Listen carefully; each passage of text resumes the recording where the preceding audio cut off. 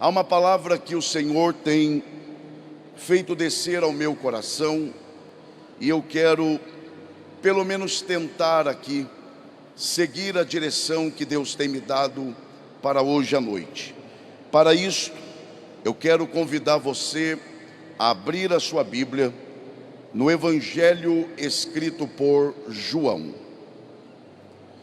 Enquanto você encontra o Evangelho escrito por João, deixa eu lhe fazer mais duas perguntas. Quem aqui ainda tem forças para dar glória a Deus?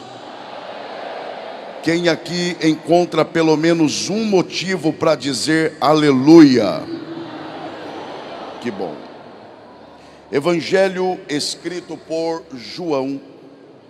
João, que na sequência dos 4 evangelhos que abre o que nós conhecemos como o Novo Testamento, ele é o último desses evangelhos. Evidentemente que isso não quer dizer que ele seja menos importante que os demais. Quando você encontrar este evangelho, localize aí, por favor, o capítulo de número 6.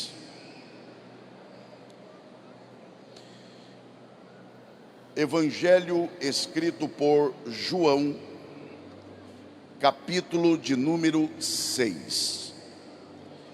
Quando você encontrar este capítulo deste evangelho, localize aí, por favor, o versículo de número 1, pois nós leremos a partir deste verso e encerraremos a leitura no verso de número 6.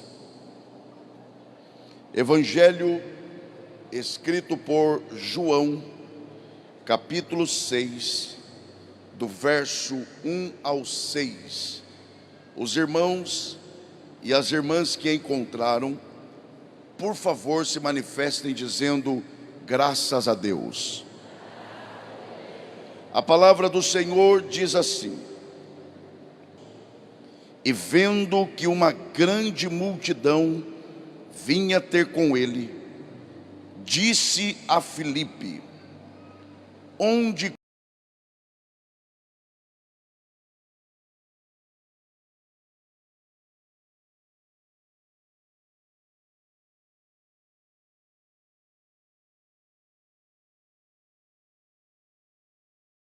havia de fazer? E só os que podem digam amém.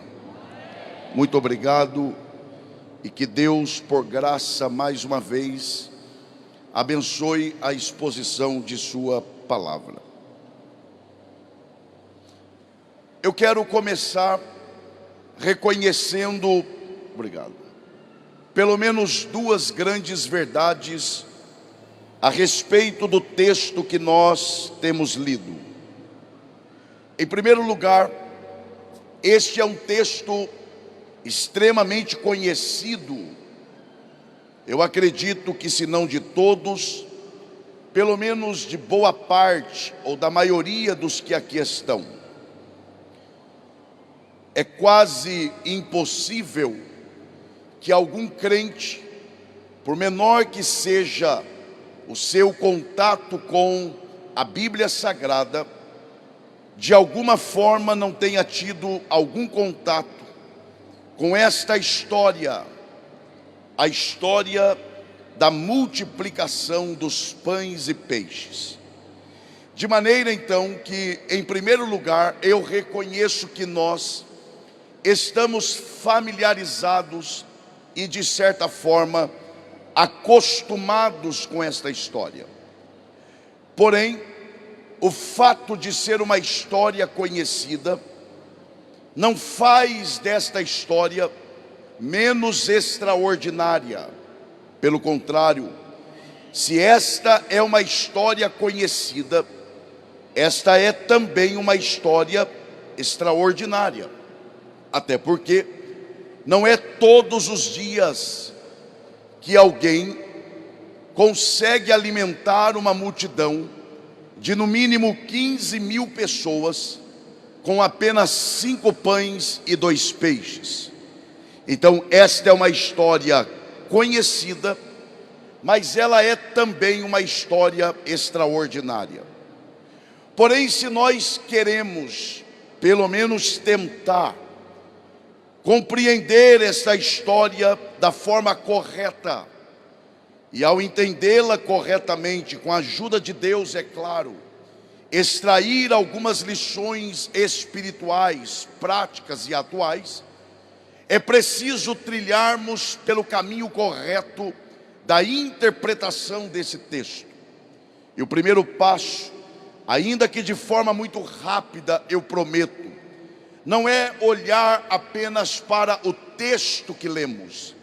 Esta é uma tendência equivocada que nós temos geralmente, de nos prendermos apenas àquilo que nós lemos. É preciso um olhar para além. E quando eu digo além, não é só para o capítulo como um todo, mas é também para o evangelho como um todo. Rapidamente, o evangelho escrito por João, ele tem como público-alvo, diferente de Mateus, que escreveu para os judeus, Marcos para os romanos, Lucas para os gregos, João, ele escreve o seu evangelho pensando em toda a raça humana, para todos os seres humanos. Por esta razão, o evangelho escrito por João, ele tem sido chamado por alguns de um evangelho universal, porque o seu público-alvo não é um povo específico, mas é toda a raça humana. Não só isso, quando João escreve este evangelho, ele também tem clareza sobre o assunto a que ele deve se propor a escrever. O Espírito Santo, que o inspira a escrever este evangelho, leva-o a exaltar o fato de que Jesus Cristo é o Filho de Deus. Evidentemente que quando João apresenta Jesus como Filho de Deus, ele não tem a ideia que nós temos de filho, porque a ideia que nós temos de filho, primeiro, é de que o filho é gerado pelo pai. Segundo, que o filho vem depois do pai. E terceiro, de que na hierarquia o filho está abaixo do pai. Quando João apresenta Jesus como o Filho de Deus, ele não tem estas ideias. Pelo contrário, quando ele apresenta Jesus como o Filho de Deus, a ideia que ele tem está fundamentada nas palavras do próprio Jesus, conforme este evangelho, no capítulo 3 e verso 16. Porque Deus amou o mundo de tal maneira que deu o seu Filho unigênito. Unigênito não significa único. Unigênito é a junção de duas expressões, uni de único e gênito de Gênesis, origem, princípio, fonte, essência, procedência. Ou seja, Jesus é o único que procede de Deus. Jesus é aquele que possui a mesma essência de Deus. Em outras palavras, ele é o próprio Deus. Então, quando João exalta o fato de Jesus ser o Filho de Deus, ele está enfatizando que Jesus Cristo, ele é o próprio Deus encarnado. Por exemplo, é neste mesmo evangelho que João nos conta o episódio em que Filipe se aproxima de Jesus e pede a ele: mostra-nos o Pai. Jesus claramente fica chateado e adverte-o dizendo: vocês estão comigo há tanto tempo e a esta altura vocês vêm me pedir para que eu lhes mostre o Pai. Vocês não entenderam que quem vê a mim também vê o Pai. É neste episódio que Tomé, para não perder a oportunidade, ele se volta para Jesus e diz: então mostra-nos o caminho. E Jesus repreende-o dizendo: vocês não entenderam mesmo nada, porque eu sou o caminho e a verdade e a vida. Observem que Jesus não fala ninguém vai ao Pai, porque se ele dissesse ninguém vai, ele estaria falando de outro ser. Mas ele diz: ninguém vem ao Pai a não ser por mim. Por quê? Porque quem chegou nele já chegou no Pai, porque ele e o Pai é um só. Então, para adiantarmos, este é o tema central deste evangelho: exaltar o fato de que Jesus Cristo é o Filho de Deus. E o capítulo 6, que nós lemos parte dele, deve ser lido, deve ser compreendido a partir desta visão de que João está exaltando o fato de que Jesus Cristo é o Filho de Deus. Quando olhamos então para o capítulo 6 do evangelho escrito por João, há duas características que eu quero destacar a você que está atento à palavra. Primeiro, este capítulo é um capítulo extenso. Então grave isto. Em primeiro lugar, o capítulo de número 6 de João, ele é um capítulo extenso. Aliás, ele foge ao padrão dos demais capítulos. Ele é composto de exatos 71 versículos. Ler este capítulo requer determinação, requer dedicação, porque ele é um capítulo extenso, ele é um capítulo amplo, mas ele não é só extenso. Em segundo lugar,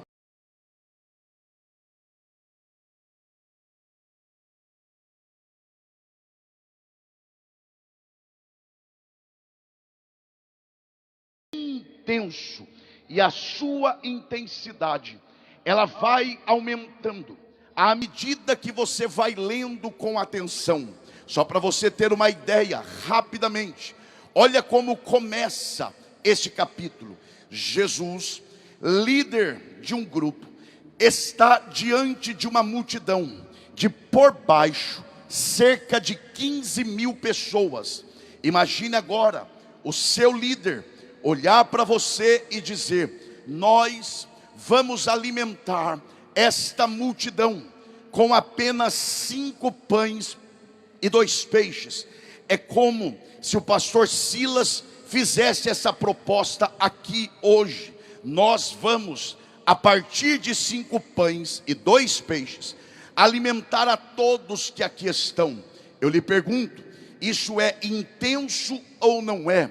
Claro que é, mas a intensidade está só começando, porque logo após Jesus fazer este milagre, ele olha para os seus discípulos e diz: entrem no barco, atravessem o mar, e eu os encontrarei do outro lado. À medida que eles viajam, eles enfrentam uma grande tempestade. No meio da tempestade, Jesus começa a andar por sobre as águas do mar. Claro, hoje a gente glorifica quando ouve isto, seja de forma cantada ou falada. Mas se coloquem no lugar dos discípulos. Você está no meio de uma tempestade, e de repente um homem, que você não sabe ainda quem é, vem andando por sobre as ondas do mar. Eu te pergunto, isso é intenso ou não é? Mas a intensidade não é a máxima ainda, porque ela vai alterar, aumentar, quando Jesus decide pregar. Quando Jesus começa a pregar, a intensidade aumenta, porque aí Jesus começa a pregar para um público majoritariamente composto de judeus. E aí Jesus começa a pregar, preste atenção nisso, a multidão, ela foi até Jesus na expectativa de ganhar pão e peixe de graça, como no dia anterior. Quando a multidão percebeu que não teria pão e peixe de graça, qual foi a reação da multidão? Ora, a reação foi a reação como daqueles que vão até Jesus na expectativa de ganhar alguma coisa e não ganham. Qual é? De murmuração. Agora, sabe qual é a pior murmuração? É aquela que toma base a própria Bíblia, a própria palavra de Deus. É o que a multidão começou a fazer. A multidão começou a murmurar com base bíblica, porque eles disseram: esse líder aí não está com nada. Bom mesmo, foi Moisés que no deserto deu pão aos nossos pais. Jesus, sabendo dessas palavras, Jesus se volta para a multidão, e olha o que Jesus fala. Jesus diz: eu, porém, vos digo, que não foi Moisés quem deu pão no deserto para os vossos pais. Quem deu pão no deserto para os vossos pais, olha isso, foi o meu Pai que está nos céus. Só um minuto, observe, é que a gente lê isso, passa por cima e não atenta. Quando Jesus diz: não foi Moisés quem deu pão no deserto para os vossos pais, mas foi o meu Pai que está nos céus. Olha a intensidade da mensagem. Jesus está falando a judeus. Quem é Moisés para os judeus? O grande profeta. Quem é Jesus para os judeus? Não é o Filho de Deus. Quando Jesus diz: não foi Moisés quem deu pão no deserto para os nossos pais, Jesus está dizendo para esse povo: Moisés não é quem vocês pensam que ele é, e eu sou o que vocês não acreditam que eu sou. Essa mensagem é dura, mas ela está só começando, porque agora Jesus pega e diz: a minha carne é verdadeiramente comida, e o meu sangue é verdadeiramente bebida. Isso para nós é bonito hoje, porque nós logo relacionamos a ceia, mas para os judeus isso é uma aberração. Diante do que Jesus prega, a intensidade aumenta. A Bíblia diz que a multidão começou a desertar, começou a ir embora. Inclusive, só me ajude no retorno aqui, por favor. Inclusive, a Bíblia informa que não só não só a multidão vai embora, mas os discípulos também, porque é preciso distinguir o que é discípulo do que é apóstolo. Nem todo discípulo foi apóstolo, mas todo apóstolo teve que ser discípulo. Todos foram embora, ficaram só os 12 apóstolos. Jesus, que não é preso a número, Jesus, que não é preso a quantidade, ele se volta para os apóstolos e diz: e vocês, querem ir embora também? Podem ir. É quando Pedro se levanta, e ele não diz para onde iremos, porque Jesus não é um lugar, mas ele disse: a quem iremos? Porque Jesus é uma pessoa. Se só tu tens palavras de vida eterna, aleluia. Esse é o contexto. Esta é uma passagem, aguarde isso, extensa, mas ela é também intensa. Eu quero fazer uma outra pergunta a você que está atento, é claro. Qual é esta pergunta? Como é que esta história começa? E como é que essa história termina? Se eu fosse você, eu não perderia isso aqui por nada. Não é porque eu estou falando, é porque esta é uma exposição da palavra de Deus. A pergunta é esta: como é que essa história começa?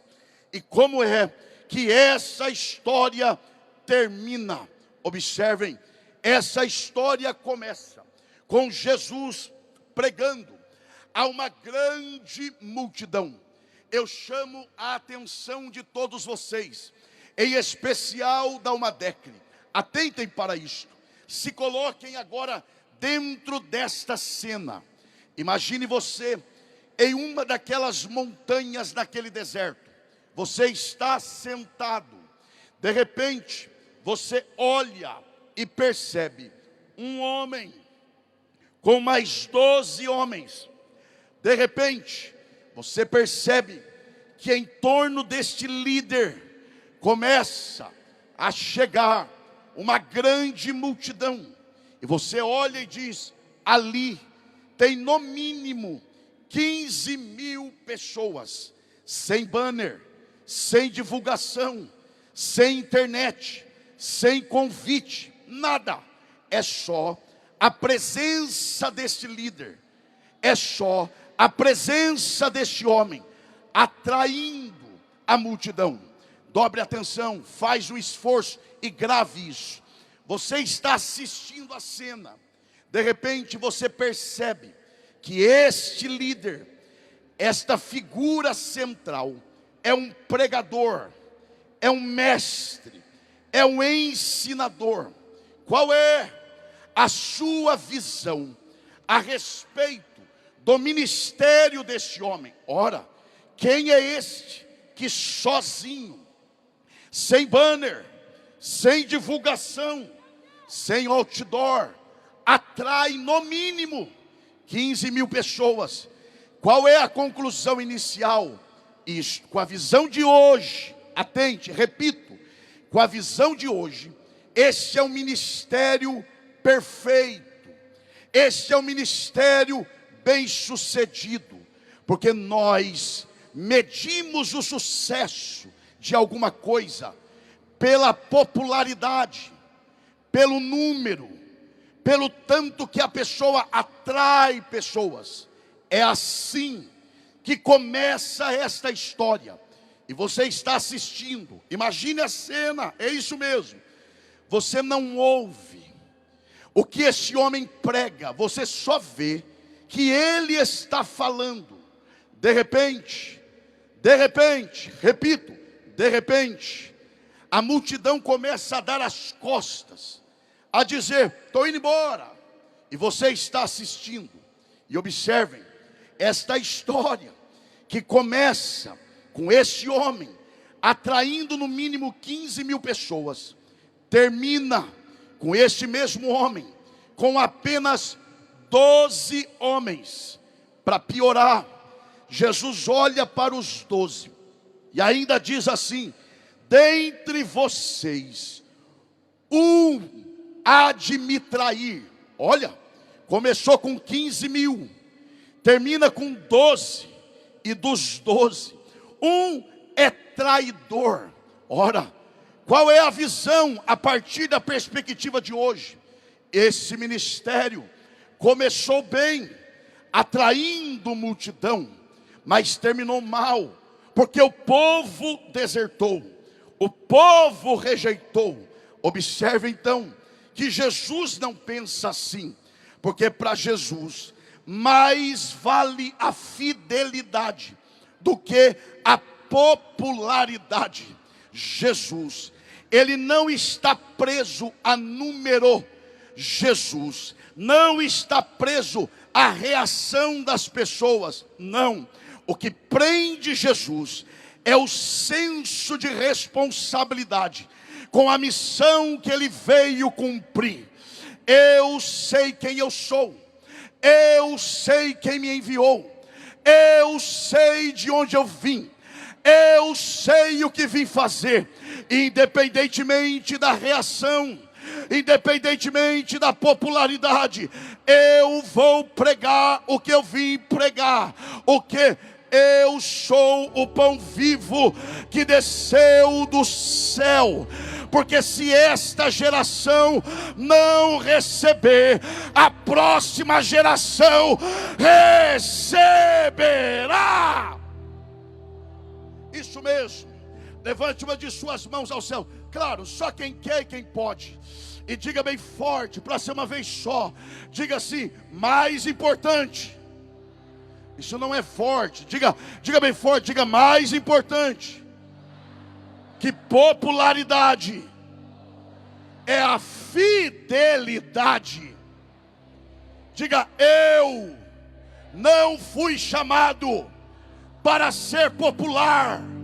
Diga: eu fui chamado para ser fiel. Fiel. Fiel.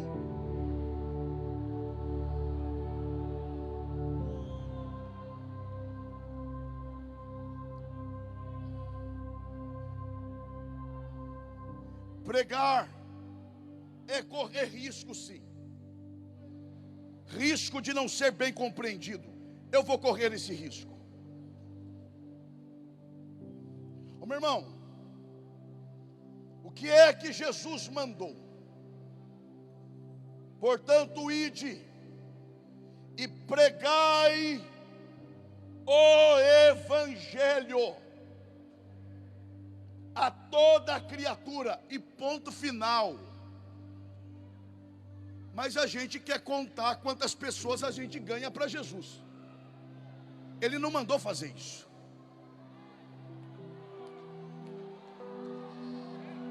Ele só falou: pregue o evangelho.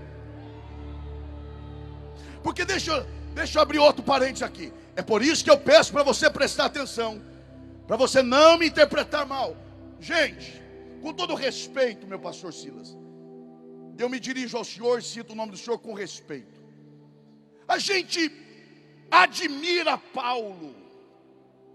Se a gente não tomar cuidado, a gente quase venera Paulo.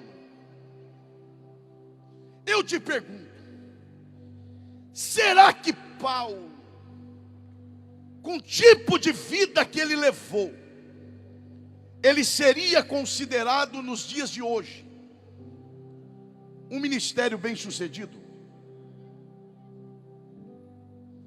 Vivia preso, doente, sem dinheiro, sendo apedrejado, fugindo. Teve um dia que ele teve que fugir com a ajuda dos irmãos de madrugada, dentro de um cesto pela muralha da cidade.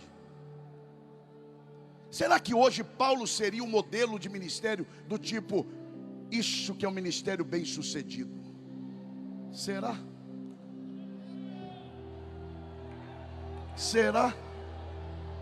Não olhe para o lado agora, senão vão desconfiar de você. Olhe para cá.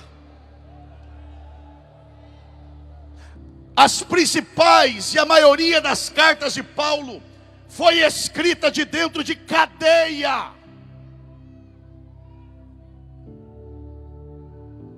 Porque Paulo não se prendia ao espaço, mas ele se prendia ao tempo. Não importa quantos me ouvem hoje, o que importa é saber que daqui 2000 anos, o que eu estou escrevendo ainda vai ter efeito. Oh, glória a Deus. Não importa se esta geração não me ouve, o que importa, como Jeremias, é que o que eu estou falando é a verdade de Deus.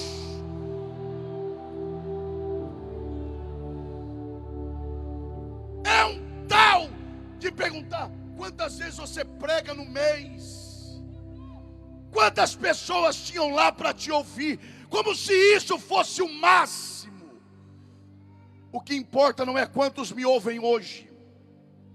O que importa é saber se daqui 10 anos essas pessoas ainda estarão querendo me ouvir. Jesus não mandou: ide, preguem e conte os resultados.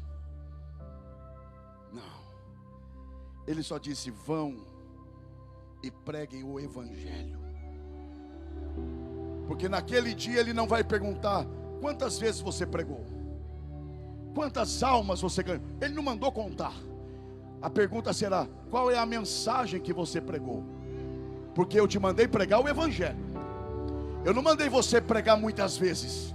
Eu não mandei você contar quantas pessoas aceitam a mim, não. Eu mandei pregar o evangelho. É melhor pregar uma vez só e pregar a verdade do que pregar 1000 vezes e não pregar a verdade. Aí dá glória a Deus quem acha que tem que dar glória a Deus.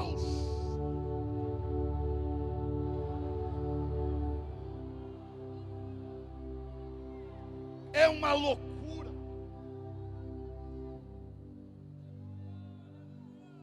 Ah, pastor, o senhor está falando aí que Jesus não se apegava à quantidade, e o que o movia não era a popularidade. É verdade. Mas onde ele estava, sempre tinha muita gente. É verdade. Quem ainda me ouve, diga amém. É verdade mesmo. Onde Jesus ia, sempre tinha muita gente. É verdade.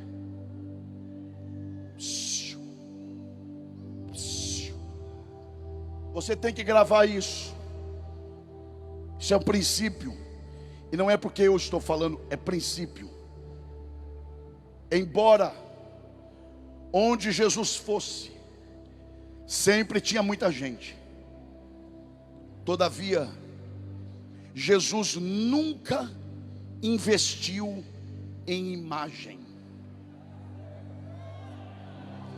E eu repito isso aqui. E não é para você glorificar, não. Reage se quiser. É para gravar. Jesus nunca investiu em imagem. Quer ver que é verdade? Quando os soldados romanos foram prendê-lo, foi preciso que Judas o beijasse, porque os soldados não sabiam quem ele era. Porque Jesus nunca investiu em imagem. E sabe por que não? Jesus nunca investiu em imagem, porque ele sempre soube que quem se expõe demais morre antes do tempo. Eu te provo isso. Quando a multidão era muito grande, Jesus procurava se esconder. Quem não se lembra, quando a multidão era muito grande, à beira da praia, o que Jesus costumava fazer? Ele entrava num barquinho e se afastava da praia. Hoje é o contrário. Quanto maior a popularidade, aí que eu vou para a galera. Jesus se afastava dela, porque ele veio para morrer, sim, mas tinha a hora certa. E quem se expõe demais morre antes do tempo. Mas se por um lado ele nunca investiu em imagem, por outro lado ele sempre investiu no bom nome. Quer ver que é verdade? Ele vai passando por Jericó. Lá tem o cego. Cego conhece o rosto de alguém? Claro que não. Mas o cego ouve o barulho de muita gente e pergunta: o que está acontecendo? E alguém diz: é Jesus quem vai passando. E ele começa: Jesus. Como quem diz: eu não conheço o teu rosto, mas eu conheço o teu nome. Eu nunca vi a tua imagem, mas eu já ouvi falar do Senhor, e eu tenho detalhes do teu nome. Jesus, filho de Davi, tem misericórdia.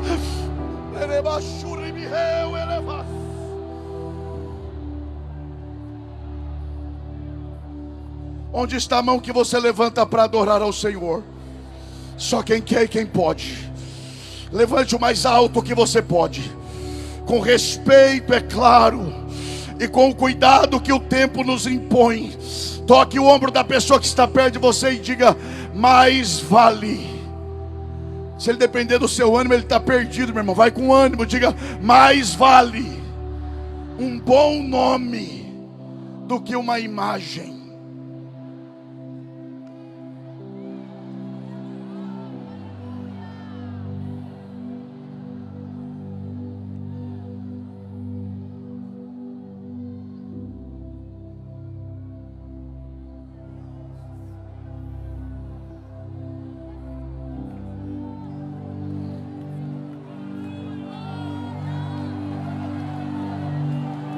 É para pensar mesmo.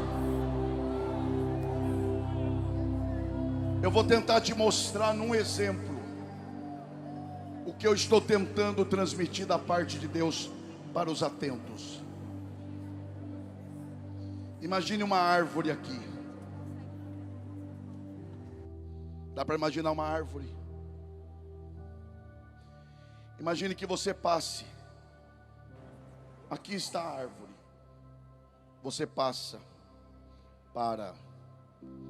olha para a árvore e diz assim, ela em pé: que árvore grande.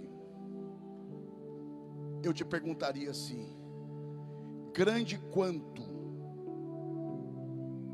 A resposta seria correta: eu não sei quanto, eu sei que é grande. Agora imagine, outra pessoa passa, olha e diga assim: que árvore pequena. Eu perguntaria: pequena quanto? A resposta correta seria: não sei quanto, eu sei que para mim é pequena. Sabe por quê? Porque a árvore só dá para você medir ao certo quando ela tomba. Enquanto ela está em pé, você tem uma noção se ela é grande ou pequena. Você só consegue medir quando ela cai. Olhem para cá. Assim somos nós. Enquanto estamos vivos, as pessoas têm uma noção de quem somos, mas elas só saberão mesmo quando tombarmos. Porque aí o celular vai ficar e você não terá controle sobre ele. Sabe o celular que você vive escondendo e cheio de senha? Pois é, quando tombar, você não leva, vai ficar para quem quiser acessar. E aí vão saber qual é a sua medida. Aí vão saber quem você é de verdade, o que você acessava, com quem falava, sobre o que falava, o que assistia. É por isso que Deus nos traz aqui hoje para dizer: pare de se preocupar com imagem. É hora de investir na raiz. É hora de investir na raiz. Quem deseja isto, levante a mão e adore ao Senhor.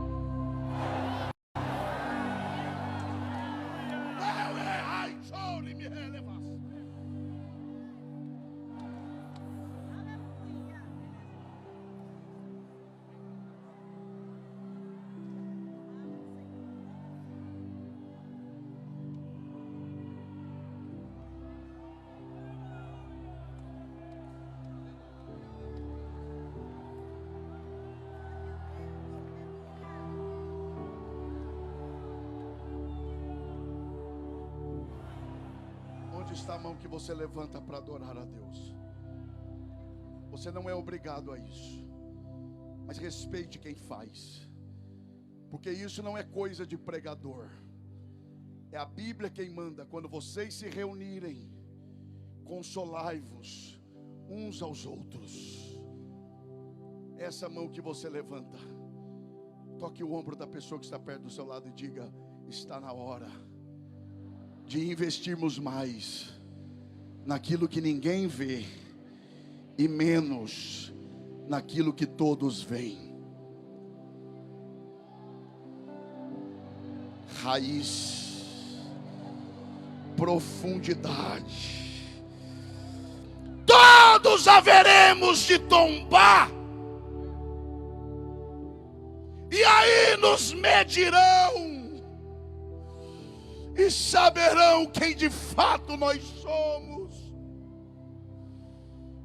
Mas Deus é tão bom que nos trouxe aqui nessa noite de domingo para dizer: siga o exemplo daquele que é o Senhor da igreja. Ainda que a sua imagem não seja conhecida, mas invista no nome. E eu vou lhe dizer por quê.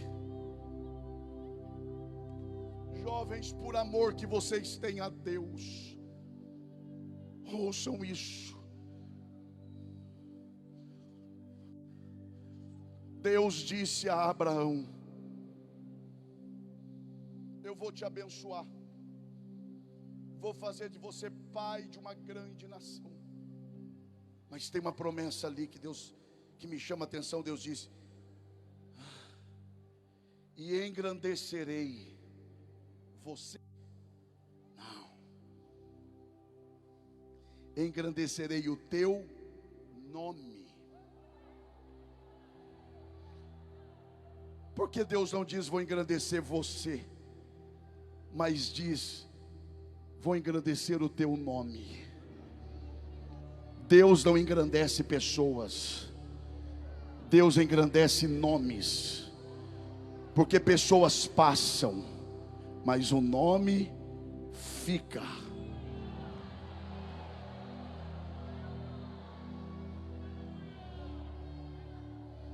O Senhor me manda fazer isso, e você não é obrigado, mas o Senhor me autoriza e me ordena a dizer isso: que onde tiver mãos levantadas aqui, Ele vai derramar da graça dele sobre você. Primeiro, para te alertar que nesta geração que valoriza imagens, é preciso que a igreja entenda que mais importante que imagem, mais importante do que os outros veem, é aquilo que está sendo feito por baixo da terra, nas raízes. E onde tiver mãos levantadas, a graça de Deus vai te tocar, e Deus vai te dar graça para você preservar o bom nome para a glória de Deus.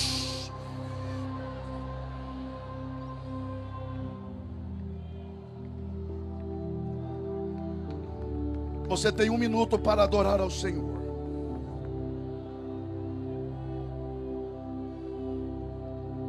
Se você é batizado com o Espírito Santo, o Senhor te renova agora. Se você não é batizado com o Espírito Santo, comece a glorificar aí no seu lugar. Jesus te batiza aí agora. Deus está aprofundando as suas raízes.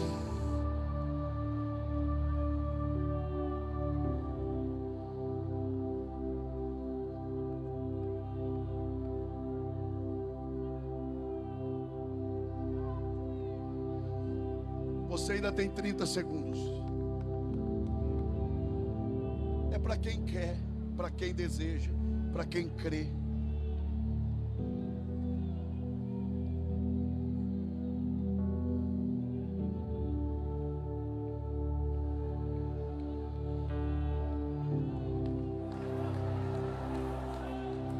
Este é o som de quem Deus está aprofundando as raízes.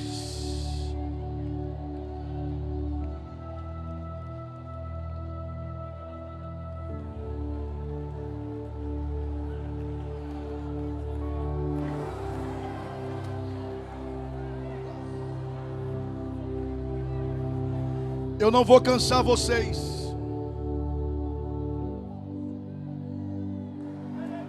Mas tem algo que eu preciso dizer, e eu prometo que eu encerro aqui para vermos o que Deus vai fazer entre nós.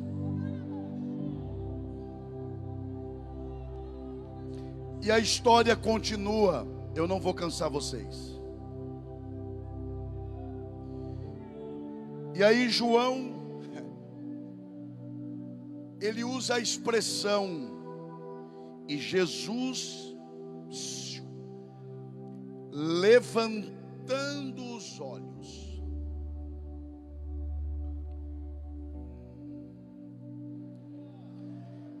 João coloca o verbo no que é chamado de gerúndio, o ato contínuo.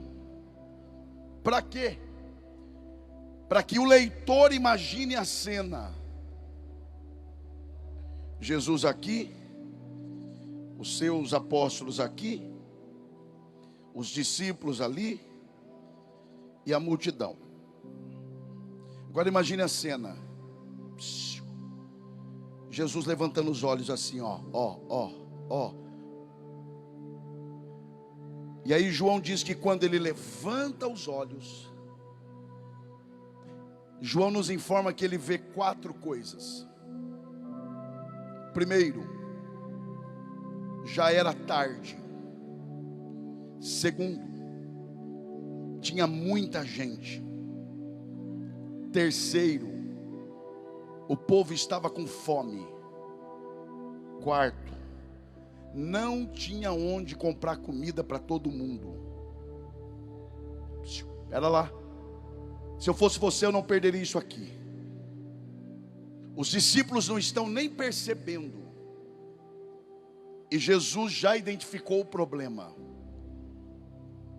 Isso aqui não é mensagem de autoajuda, mas isso é uma verdade. Antes que você tomasse conhecimento do teu problema, Jesus já sabia dele. Antes. Não só do problema. Quando ele identifica o problema, ele já tem a solução. Então olha só.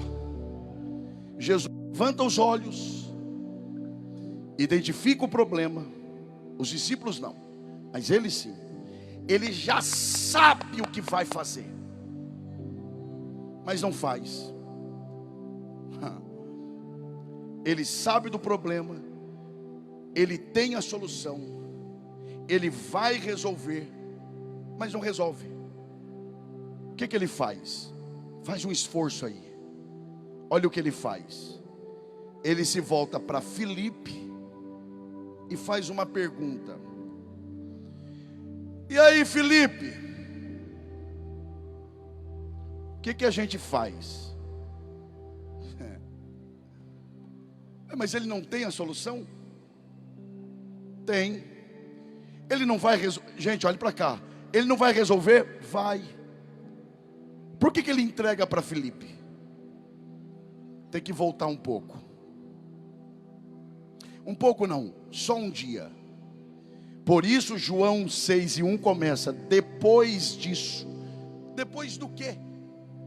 É o que está em Marcos 6:30, que ele relata o mesmo acontecimento sob uma outra perspectiva. O que aconteceu um dia antes? Rapidamente, os discípulos voltaram de uma expedição missionária, afoitos, eufóricos.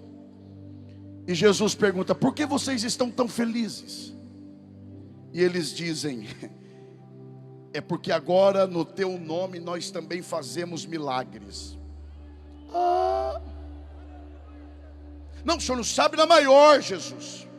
Até os demônios se nos submetem quando falamos o teu nome. Em outras palavras, sabe o que eles estão dizendo para Jesus? Agora nós também fazemos milagres. Não é só o Senhor não. Em outras palavras, a concorrência aumentou. Jesus debate? Não. Bate de frente? Não. O que Jesus fala? Vamos dormir. Como quem diz, o mal de vocês é sono. Dormiram. E nada como uma noite de sono bem dormida. No outro dia, os discípulos esqueceram do que falaram no dia anterior, mas Jesus não esquece. Lá está uma multidão de no mínimo 15.000 pessoas, com fome, já é tarde, não tem comida para todo mundo. Jesus olha para Filipe e diz, e aí, Filipe? Não são vocês que agora fazem milagres? Resolva o problema.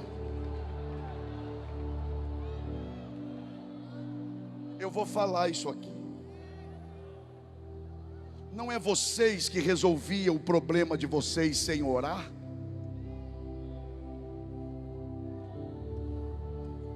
Não é a igreja brasileira que tinha se acostumado a resolver os seus problemas à sua maneira?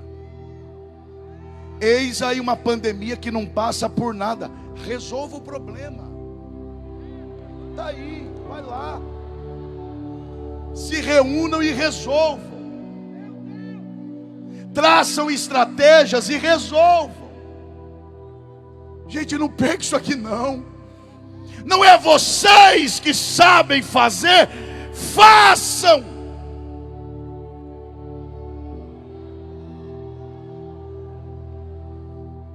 Agora, sabe o que é pior? É que ao invés de reconhecer, Filipe ainda dá duas sugestões. Olha a primeira: manda o povo embora. Então é assim. Quando é para testar popularidade, venham. Quando é para suprir a necessidade, vão.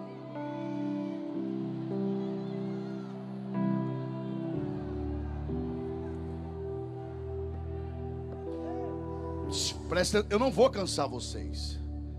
Quando Filipe percebeu que essa sugestão não deu certo, ele deu uma segunda. Ele pegou a calculadora, entendam por favor, né? E começa a fazer cálculo. 15 mil, vai 2, a conta não fecha. Espera aí, apaga. De novo. E está tentando resolver na calculadora o que é para resolver na oração. Porque Jesus ensinou que há coisas que não se resolve orando, resolve fazendo cálculo. Quando vocês forem construir uma torre, disse Jesus, não orem não, sentem-se, faça cálculo, para que começando não pare pela metade, e alguém passe e diga, começou e não terminou. Agora tem coisas que não tem calculadora que resolva, que aí é só a oração. Mas sabe o que faltou em Filipe? O que sobrou em Ezequiel. Deus pega Ezequiel, leva para um passeio no meio de um vale de ossos secos, e depois do passeio pergunta para Ezequiel, e aí, na sua opinião, esses ossos podem voltar a viver? Se fosse Filipe, hein? Deixa eu ver aqui no Google, na anatomia dos ossos. Ezequiel não. Ezequiel de imediato já diz assim, tu sabes. Como quem diz, eu não sei de nada. Porque se o Senhor não fizer, quem o fará? Ezequiel está dizendo, eu devolvo o problema para o Senhor. Deus está dizendo à igreja brasileira, devolva o problema para mim, eu já tenho a solução.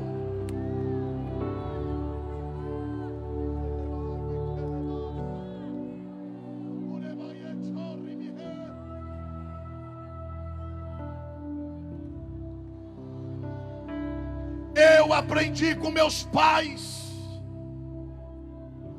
É provável que meu pai esteja me assistindo agora. Eu aprendi com os meus pais, aprendi com os meus líderes, e ainda aprendo a não mentir à igreja, ainda mais num púlpito como este, que é farol para este país. Mas eu tenho autorização dos céus para dizer, Deus está dizendo à igreja brasileira, devolva o problema para mim. Pare de querer resolver a sua maneira. Devolva para as minhas mãos. Eu já sei o que vou fazer. Dá glória a Deus quem acha que tem que dar glória a Deus.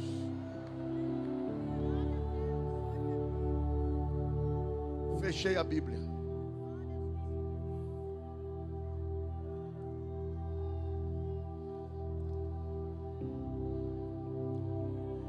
Olhe para essa pessoa que está perto de você e diga: pare de tentar resolver a sua maneira. Devolva o problema para Deus. Levante bandeira branca hoje. Se renda e diga: não dá mais, não aguento mais. Eu devolvo o problema ao Senhor. Quem está entendendo a voz de Deus? Com a permissão do pastor Silas e da direção do trabalho, eu peço que vocês estejam em pé, por favor.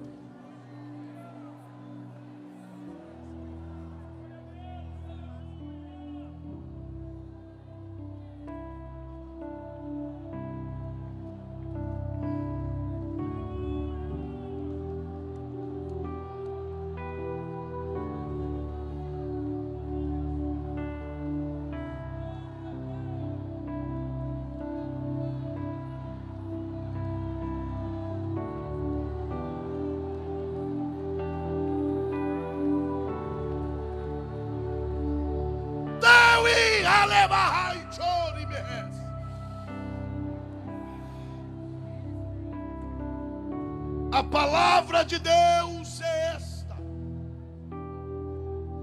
parem,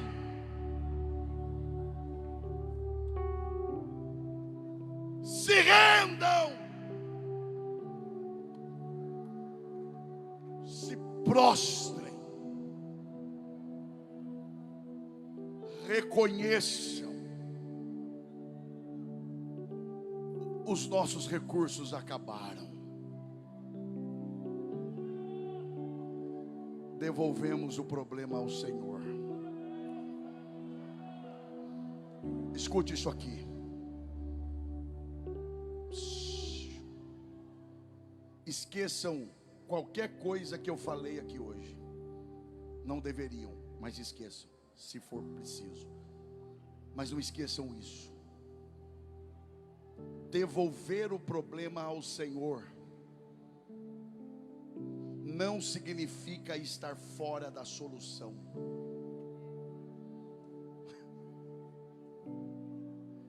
Eu vou repetir isso aqui, pastor Joabe, e me dirijo ao senhor com respeito.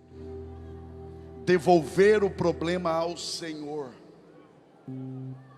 não significa que você estará fora da solução. Não. Lá vem André. Como eu queria falar de André. E ele não traz só os pães e os peixes. Porque tem gente que é muito bom para pegar o que é do outro, só porque tem acesso ao líder. Diz: ó, o que eu posso fazer? O acesso é meu, me dá a ideia que eu levo. Não, André não. André fala: vem cá, eu não vou levar só o que é seu, eu vou levar você também.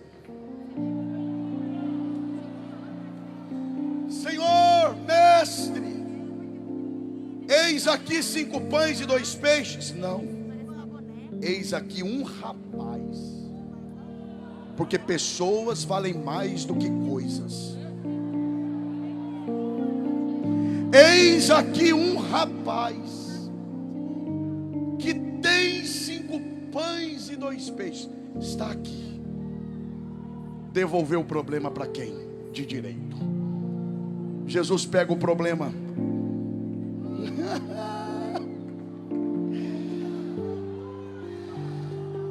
Acompanhe a sequência e eu vou encerrar. Ele pega os 5 pães e 2 peixes e levanta aos céus. Ele orou pedindo milagre? Não. Ora, é ele que vai fazer. Ele só agradece. Obrigado, Senhor. Quando ele termina de agradecer, eis aqui a pergunta: Quando ele termina de orar, quantos pães e quantos peixes tem nas suas mãos? 5 pães e 2 peixes. Porque Jesus não faz mágica, ele faz milagre. Ainda são 5 pães e 2 peixes. Faça um esforço para você ouvir isso. A pergunta central aqui agora é esta: quem ele serve primeiro? A multidão ou aos discípulos? Aos discípulos. Com 5 pães e 2 peixes, ele reparte com 12. Vamos lá. Ele tem 5 pães, ele pega um e entrega para o primeiro. Quantos pães tem na mão dele? Quantos? 4 não. Ele não está subtraindo, ele está multiplicando. Então ele pega um e dá para o primeiro. Quantos pães tem na mão dele? 5. Pega mais um, dá para o segundo. Quantos pães tem na mão dele? 5. Para o terceiro, 5. Porque nas mãos de Jesus nada se acaba.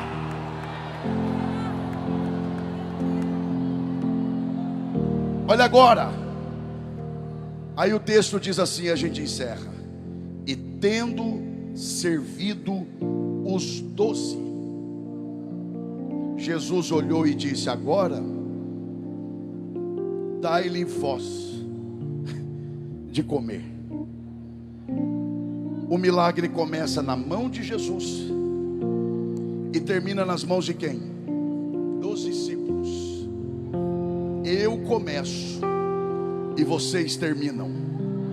Porque devolver o problema para ele não é ser excluído da solução. Não, ele pega, dá a solução e te usa como instrumento de solução.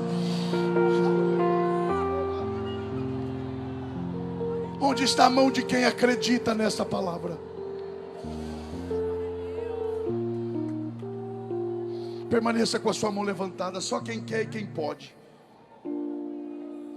Porque onde tiver mãos levantadas, Deus vai te cingir de autoridade agora. Agora. Eu preguei a palavra. Eu fiz o que eu vim fazer aqui, que é adorar a Deus com vocês e entregar esta mensagem. Mas o Senhor me orienta a fazer isso. Só quem crê vai permanecer com a sua mão levantada, porque Deus vai te dar autoridade agora. Isso. Agora essa mão, cingida de autoridade pura, sem ira, sem contenda. Toque o ombro da pessoa que está perto de você e diga: devolva o problema para Deus. Ele já tem a solução. E um dos instrumentos que Ele usará para resolver é você, mas do jeito dEle.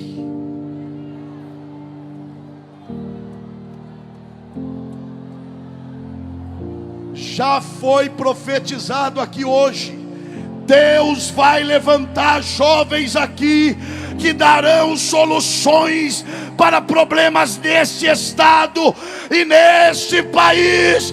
Quem crê na palavra, dê um brado de glória.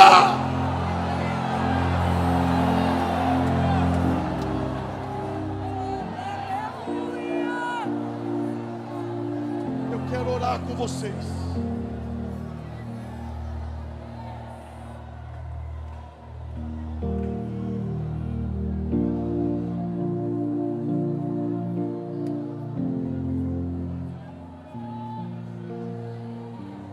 Eu quero orar com vocês. E no máximo 3 a 4 minutos eu devolvo o microfone à direção da igreja ou do trabalho.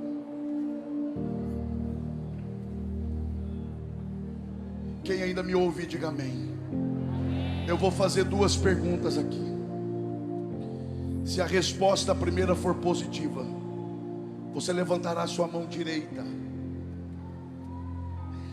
E se a resposta segunda for positiva, junto da direita você levantará a sua mão esquerda.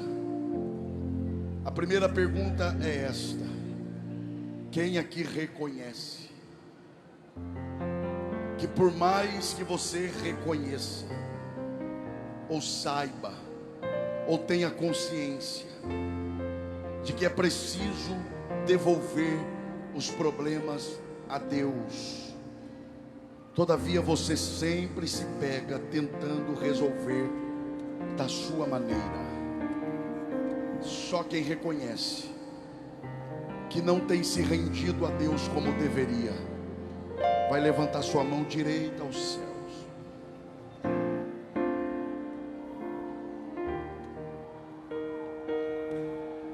Ao levantar a sua mão direita aos céus, sem palavras você está dizendo a Deus: eu me rendo, eu me rendo. Chega de ser da minha maneira. Dos que levantaram a mão direita aos céus e permanece com ela levantada, quem aqui com a mão esquerda junto da direita quer dizer para Deus: sozinho eu não vou conseguir me render como se deve, mas eu quero me render hoje, devolver o problema ao Senhor, porque eu sei que o Senhor me usará como instrumento para resolvê-lo. Você vai levantar as duas mãos aos céus, porque onde tiver mãos levantadas, a graça de Deus vai te tocar aí agora. A graça de Deus vai te tocar aí agora. Eu estou insistindo. Se você é batizado com o Espírito Santo, vai falando com Deus e Ele te renova aí em línguas estranhas. Se você não é batizado com o Espírito Santo, abra a tua boca, comece a glorificar. Jesus te batiza aí agora.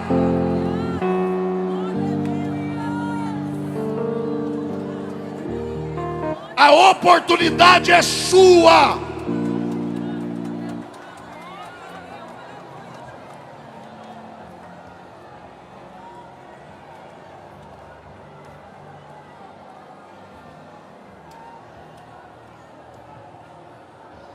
Tem alguém glorificando aqui. Tem alguém se rendendo aqui. Tem alguém se entregando por completo aqui hoje.